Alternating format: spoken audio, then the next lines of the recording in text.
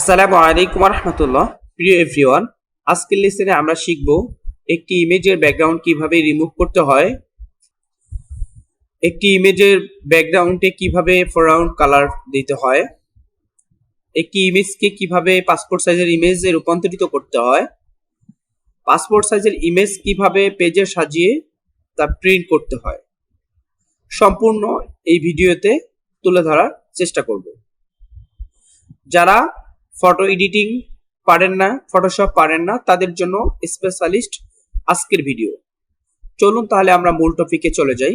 মূল টপিকে যাওয়ার আগে আমি অনুরোধ করব, যারা এখন পর্যন্ত আমার চ্যানেলটিকে সাবস্ক্রাইব করেননি, চ্যানেলটি সাবস্ক্রাইব করে আমার পাশে থাকার অনুরোধ করছি।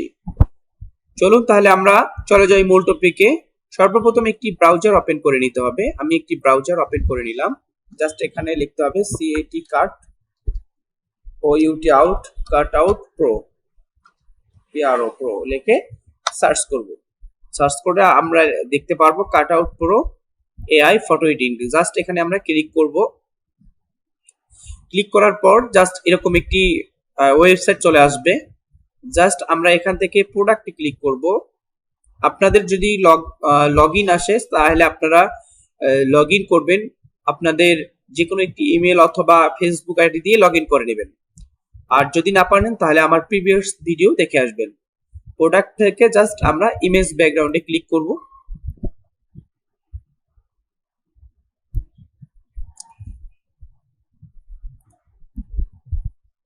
Just image background, just upload.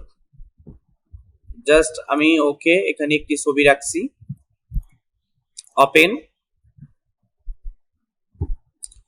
আপনারা দেখছেন 3 থেকে 4-5 সেকেন্ডের মধ্যে একটি ইমেজের ব্যাকগ্রাউন্ড সুন্দরভাবে রিমুভ হয়ে গিয়েছে। জাস্ট আমরা এখান থেকে কালার দেব। জাস্ট আমরা এখান থেকে একটি কালার সিলেক্ট করে দেব। জাস্ট ডাউনলোড দিয়ে দেব। ওকে, ডাউনলোড হয়ে গিয়েছে। জাস্ট আমরা একটু রিলোড দিয়ে দেখব আমার ক্রেডিট কমছে কিনা। ক্রেডিট অ্যাকাউন্ট বিস্তারিত তথ্য জানার জন্য আমাকে কমেন্ট করবেন, আমি ভিডিও আপনাদেরকে পাঠিয়ে দেব।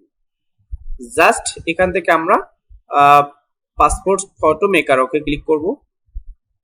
Just upload image, just download, just এখানে ক্লিক।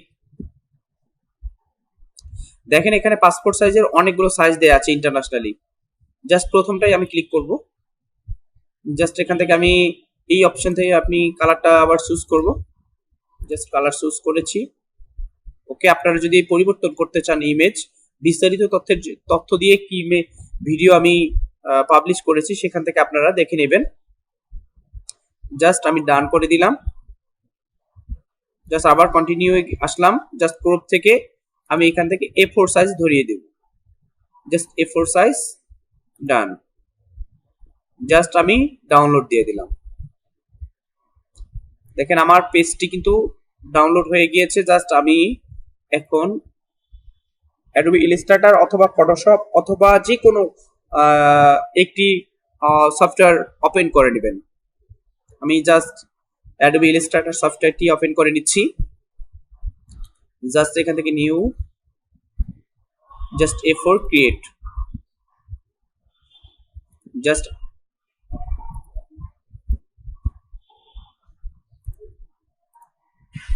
ওকে, জাস্ট আমি এখান থেকে ছবিটি ড্র্যাগ করে নিয়ে এসে এখানে ছেড়ে দিলাম।